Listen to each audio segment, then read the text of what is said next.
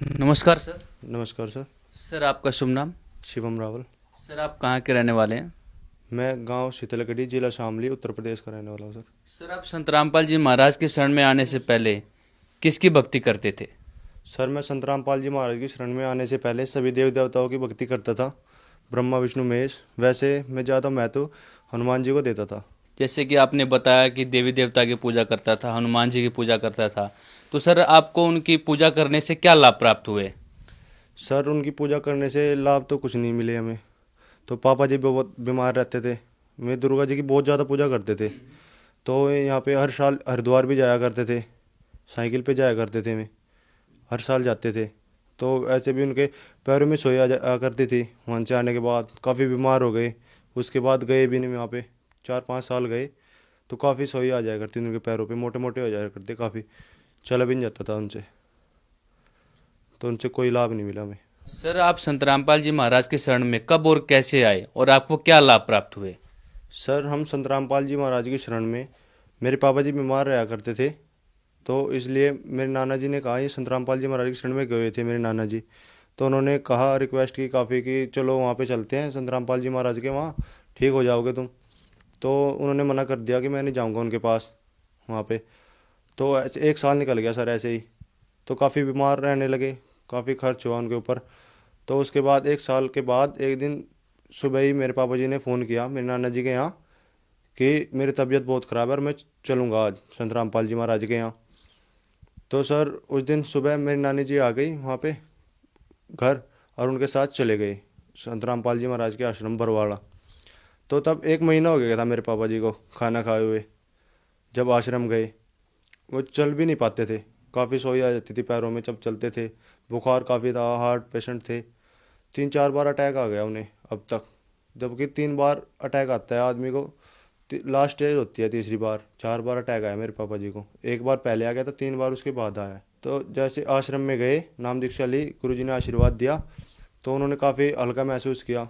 खाना खाया, 1 महीना हो गया था मेरे पापा जी को खाना खाए हुए।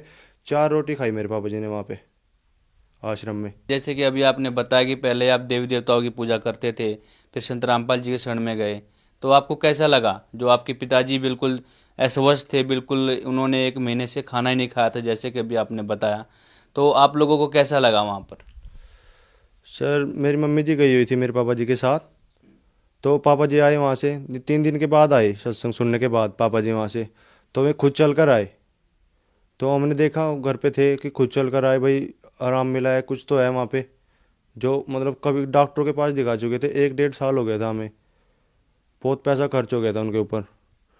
तो उसके बाद लगा कि हाँ कुछ है। और उसके बाद एक दिन मैं खेत में 12 से वायर लगाई हुई थी लाइट के लिए। तो उसको हाथ में लपेटा हुआ था मैंने, कनेक्शन कट करके 12 से। तो मैं इसको लेके आ रहा था, तो पीछे से किसी ने कनेक्शन कर दिया। तो उसमें आग लग गई, वायर में सारी जल गई बिल्कुल। जो उसमें कट थे बहुत ज़्यादा वायर में, मेरे हाथ से टच थे सब। तो संत रामपाल जी महाराज की दया से मुझे खरोंच भी नहीं आई बिल्कुल भी। और वायर सारी जल गई थी वो बिल्कुल। मेरी सिस्टर है, शादी हुई है उनकी। तो उनको वैसी प्रॉब्लम थी ये भूत प्रेतों से की। तो काफ़ी तंग थे मैं उससे। मैंने काफ़ी शानों के पास, मौलवियों के पास, इनके सबके पास घूम चुके थे। तो उसके बाद काफ़ी तंग होने के बाद 6-7 महीने तंग रहे मैं, काफ़ी सबके पास जा चुके थे। तो उसके बाद उन्होंने फ़ोन किया पापा जी को कि ऐसे ऐसे है भाई। काफ़ी दिखा चुके थे मैं पहले भी, डॉक्टरों के पास भी, वैसे भी सबके पास, ओझा तांत्रिक सबको दिखा चुके थे। तो उसके बाद वहाँ पे लेके गए संत रामपाल जी महाराज के पास बरवाला आश्रम में। तो संत रामपाल जी महाराज ने आशीर्वाद दिया, नाम दीक्षा ली, वो ठीक हो गई बिल्कुल। आपने बताया कि आपकी बहन का नाम लेने मात्र से जो भूत प्रेत की बाधा थी, आप लोग बहुत परेशान थे। हाँ, कई सियाने सप्टों के पास गए थे, हर एक कई तांत्रिकों के पास गए थे, लेकिन फिर भी आप लोगों को दुख से छुटकारा नहीं मिल पाया था। तो हम आपसे ये जानना चाहते हैं, क्या संत रामपाल जी महाराज कोई जड़ी बूटी देते हैं, कोई दवाई देते हैं? नहीं सर, संत रामपाल जी महाराज कोई जड़ी बूटी नहीं देते, वे सिर्फ सच्चा ज्ञान देते हैं। उनके नाम में इतनी शक्ति है कि सब दुख दूर हो जाते हैं।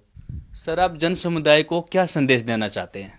सर मैं यही विनती करना चाहता हूँ कि जैसे हमारे ऊपर दुखों के पहाड़ टूटे हुए थे, और संत रामपाल जी महाराज की शरण में जाने के बाद हमें लाभ हुआ। और ये संत रामपाल जी महाराज की शरण में आए और संत रामपाल जी महाराज से नाम दीक्षा लें। सर अभी आपने संत रामपाल जी के शरण में आने के लिए कहा, लेकिन संत रामपाल जी महाराज अभी जेल में हैं, तो कोई भी संत रामपाल जी महाराज से जुड़ना चाहे तो वो कैसे जुड़ सकता है? सर संत रामपाल जी महाराज से जुड़ने के लिए शाम के टाइम साधना चैनल पर 7:40 से 8:40 पे सत्संग आता है। तो उस पर नीचे डिस्प्ले होते हैं नंबर पीली पट्टी पर, तो नंबर पर संपर्क करें और अपने नज़दीकी नाम दाम सेंटर खुले हुए हैं नाम दीक्षा के लिए, उन पे आके नाम दीक्षा लें। थैंक यू सर, धन्यवाद। सत्संग।